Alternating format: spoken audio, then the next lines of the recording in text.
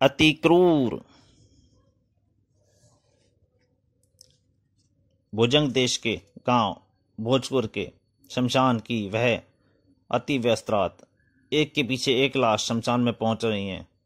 शमशान का चंडाल कपाल फोड़, उसका 10 वर्षीय पुत्र त्रिक्रूर दोनों अति व्यस्त हैं। गांव में महामारी फैली हुई है, सैकड़ों लोग मारे गए, कफन भी नसीब नहीं हो पा रहा है इन बदनसीबों को। हाँ बापू, लाशों की बारात सी लगी हुई है। दोनों पिता पुत्र अपने कार्यों में लगे रहे। सब तरफ रुदन मचा हुआ था। वक्त गुजरते भोजपुर महामारी से तो मुक्त हो गया, किंतु भुखमरी से घिर गया। महामारी के कारण सारे गांववासी गांव छोड़कर जा रहे हैं बापू। हाँ पुत्र, अब हमें भी पलायन करना होगा। अंततः वे दोनों भी भोजपुर छोड़कर नगर की ओर चल पड़े। पुत्र, हम नगर पहुंचकर राजा से कोई काम मांगेंगे। हाँ बापू, नगर में हम खूब मेहनत करेंगे। कपालपोर से उसे मेहनत की कमाई की ही शिक्षा मिली थी, किंतु कई दिन भटकने के बाद भी उन्हें कोई काम ना मिला। उफ, अतिक्रूर भूख से तड़प रहा है और मैं इसके लिए कुछ भी नहीं कर सकता। तभी उसके दिमाग में आया एक घिनौने विचार। कर सकता हूं चोरी। हाँ, नगर सेठ के घर चोरी करूंगा। उसी रात्रि, है तो यह पापी, किंतु अपने पुत्र के लिए यह भी करूंगा। किंतु बदनसीबी उसकी कि वह पहरेदार की नजरों में आ गया। चोर चोर, पकड़ो पकड़ो। कुछ ही देर में वह नगरवासियों के शिकंजे में फंसा हुआ था। नहीं, मुझे छोड़ दो। सुबह इसे राज दरबार में ले चले होंगे, महाराज ही इसका फैसला करेंगे। भुजंग देश में चोर, हे प्रभु। उसे बंदी गृह में भेज दिया गया। अगली सुबह कपाल फोड़ लाया गया राज दरबार में। महाराज न्यायप्रिय सिंह की जय। यह चांडाल नगर सेठ के घर चोरी करता पकड़ा गया है। क्रोध से उबल पड़ा राजा न्यायप्रिय। भुजंग देश में चोरी, इसे चौराहे पर खड़ा करके कोड़ों से पीटा जाए। महाराज मेरी तो सुनिए। उसकी एक न सुनी गई। एक चोर की कोई सुनवाई नहीं होती। ले जाओ सेनानायक इसे हमारे सामने से। चल चोर चांडाल। बहुत कड़े कानून थे राजा न्यायप्रिय के। कपाल फोड़ को खड़ा किया गया नगर चौराहे पर। सुनो सुनो नगरवासियों, यह चांडाल कल चोरी करते पकड़ा गया है। इसे महाराज ने कोड़ों की सजा सुनाई है। चोर चोर, मारो मारो। बापू, और चोर? नहीं, ये नहीं हो सकता। अतिक्रूर कैसे मान ले कि उसका मेहनतकश बापू चोर है? सेनानायक ने कोड़ा उछाला। अब इसकी चीख गूंजेगी। किंतु चीख गूंजी सेनानायक की। हाय, अपने बाप को अतिक्रूर कहां पिटता हुआ देख सकता था। पुत्र, यह क्या किया तूने? मैंने ठीक किया। यह मार क्यों रहा था तुम्हें? अपमान की आग से जलता सेनानायक दहाड़ा। पकड़ लो पिल्ले को, इसे भी मजा चखाऊंगा मैं। बरस पड़ा फिर सेनानायक कपाल फोड़ पर। नहीं नहीं, मत मारो बापू को, मैं तेरा खून पी जाऊंगा सेनानायक। और फिर छूट निकला अतिक्रूर। मेरे बापू को मारता है नीच, मैं तुझे नहीं छोड़ूंगा। ज्वाला धधक रही थी अतिक्रूर के दिल में। सेनानायक के शरीर को उस शक्तिशाली बालक का सामना करने लायक ताकत नहीं थी। अब तुझे मजा चखाऊंगा मैं। टूट पड़ा अतिक्रूर सेनानायक पर। मेरा बापू चोर नहीं हो सकता, कमीने। अरे बचाओ बचाओ मुझे इस पिल्ले से। स्तब्ध खड़े सैनिक जब तक उस तक पहुंचे। हाय, मार डाला, दम निकाल दिया मर जाने ने। अब बचेंगे नहीं दोनों। छोड़ो छोड़ो मुझे। सेनानायक के सीने में ज्वालामुखी धधक रहा था। दोनों को बांध दिया गया। जिस्म पर चढ़ी जिल्द तो उतार दी।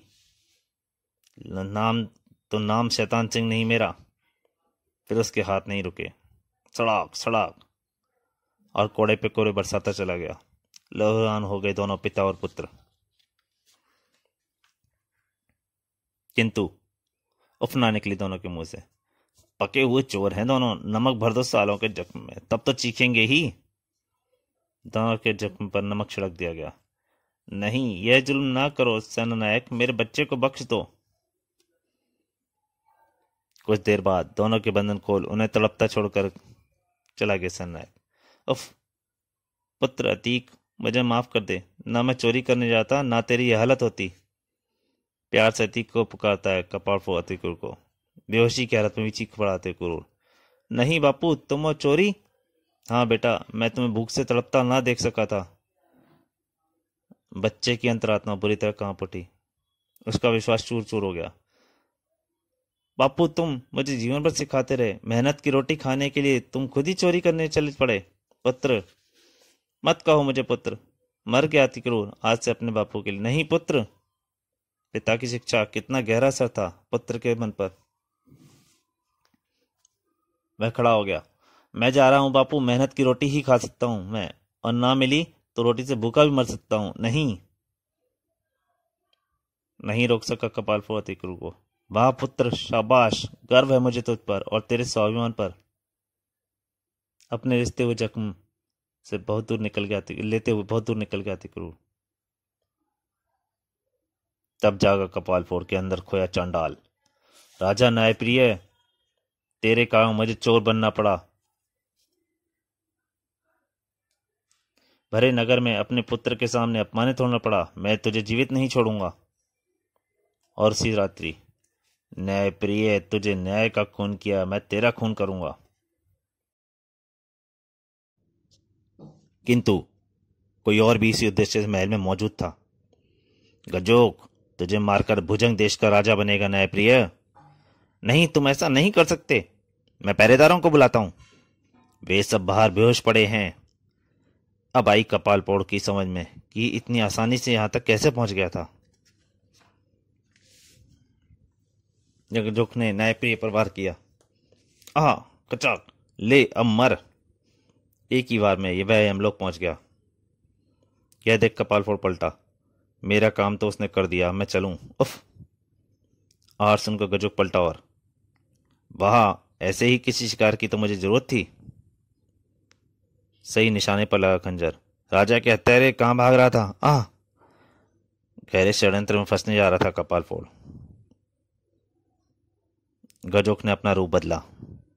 अब मैं राजकुमार विश्वप्रिय के रूप में आ जाता हूं, जो मेरी कैद में है। कपाल फोड़ राजकुमार विश्वप्रिय और गजोक पर टूट पड़ा। मैं तेरी योजना सफल नहीं होने दूंगा, नीच। उफ।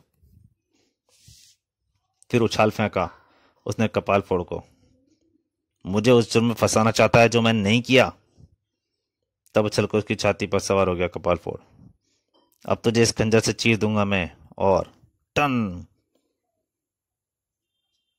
हा हा हा, गजोक को इन लोहे की पत्तियों से मारना चाहता है। खंजर उसके शरीर पर टकराकर सिर्फ आवाज हुई, टन, जैसे लोहे से टकराया हो। शैतानी ताकतों का स्वामी था गजोक। खंजर उसके से टकराकर मुड़ गया। उसने कपाल फोड़ को उछाल फेंका। अब तुझे और मौका नहीं मिलेगा शक्ति आजमाने का। और मौका मिला भी नहीं। उसे कारागार में पहुंचा दिया गया। मैं तुझे मार डालूंगा गजोक। मुझे केवल दंताक से ही मारा जा सकता है बच्चे, और वह है मेरे भाई गजानन के पास, जो कि तिलसिम ओलंपाक में है। अपनी मौत का राज बताकर वहां से चल पड़ा। अगले दिन सारे भुजंग देश में हवा उड़ गई। राम राम, कैसा युग आ गया है, जरा सी बात पर हत्या। चांडाल कपाल फोड़ ने महाराज की हत्या कर दी और पकड़ा भी गया। युवराज विश्वप्रिय ने अपने पिता के हत्यारे को पकड़ लिया। हत्यारे को मृत्युदंड मिलना चाहिए।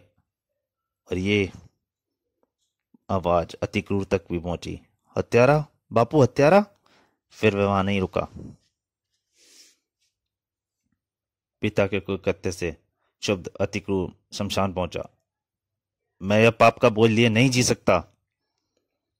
अति क्रूर यह नहीं जानता था आत्महत्या खुद एक बहुत बड़ा पाप है।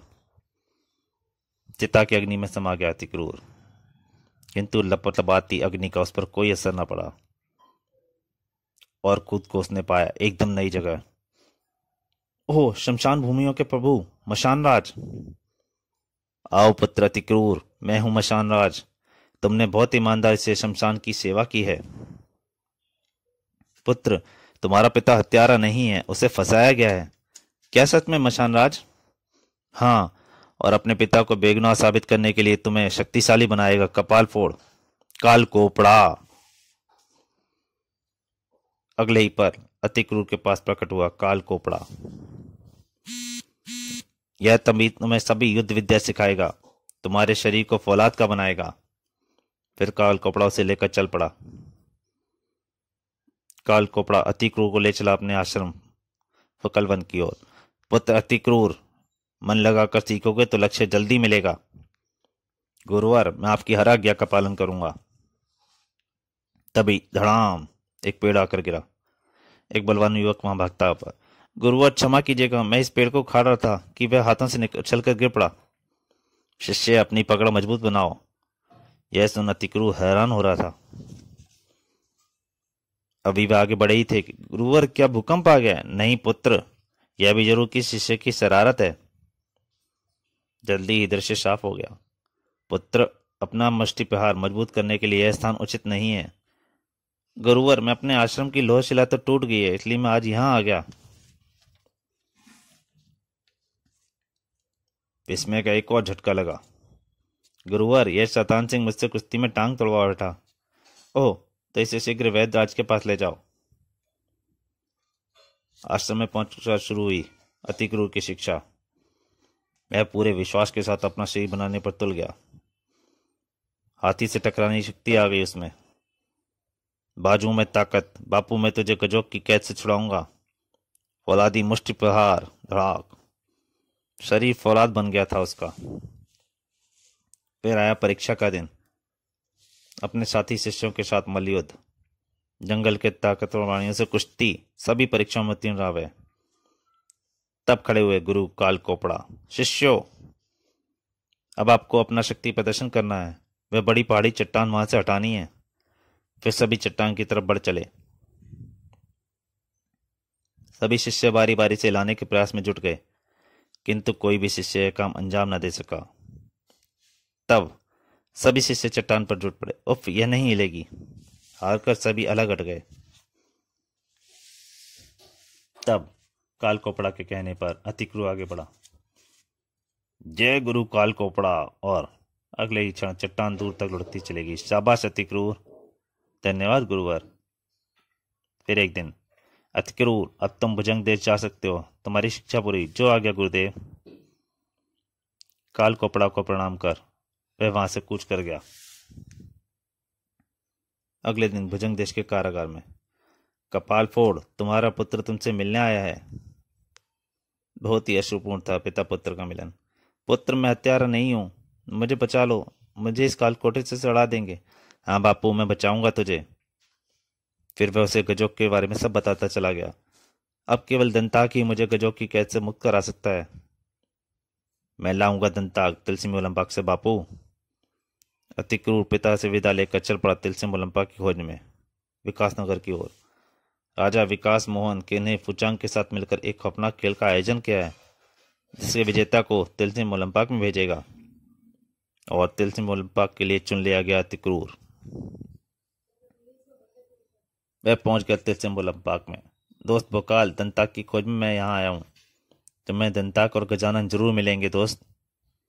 हाँ अतीक चाचा, आपको बापू जरूर मुक्त होंगे। भोकाल सीरीज की चारों शानदार कॉमिक्स, खौफनाक खेल, तिलसिम ओलंपाक, भोकाल और शूतान जरूर पढ़ें, जो इसी चैनल पे मैं पहले डाल चुका हूँ। तभी कुछ देख कच्ची खुटी श्वेता।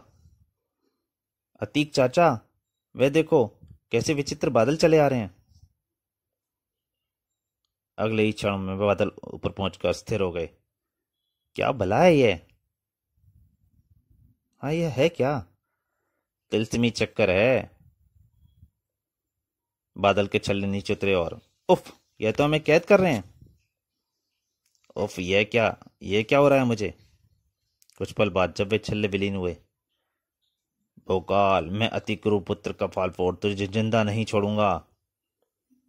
अति क्रूर, भोकाल के हाथों से अब तुम्हें कोई नहीं बचा सकता। दोनों परम मित्र एक दूसरे के कट्टर दुश्मन बन चुके थे। तो दोस्तों, भोकाल सीरीज की 5 अति क्रूर कॉमिक यहीं पे समाप्त होती है। इसके अगले भाग में जल्दी आपके सामने हाजिर होऊंगा। और मेरी आपसे फिर से एक प्रार्थना है, अगर आपको कॉमिक अच्छी लगे तो प्लीज़ चैनल को सब्सक्राइब कीजिए और वीडियो को ज़्यादा से ज़्यादा शेयर कीजिए। धन्यवाद।